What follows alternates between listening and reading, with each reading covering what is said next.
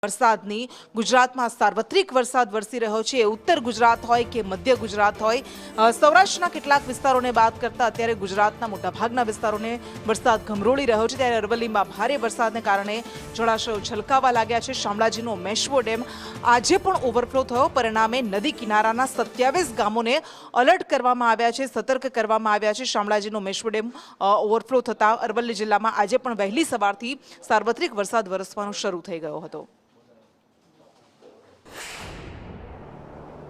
Meshwo dam એ છલોછલ ભરાયો છે। હાલ 2305 ક્યુસેકની આવક સામે એટલી જ આવક છે, જેના કારણે મેશ્વો નદીની અંદર તંત્ર દ્વારા પાણી છોડવામાં આવ્યું છે।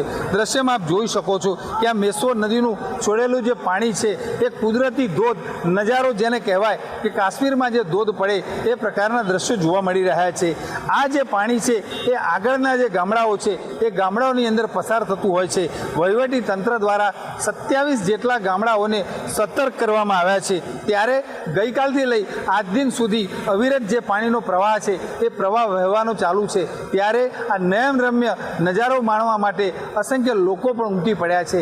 આ પાણી છોડવાના કારણે આગળના જે ગામડાઓ છે ત્યાંના ખેડૂતોમાં પણ ભારે ખુશી છવાઈ છે।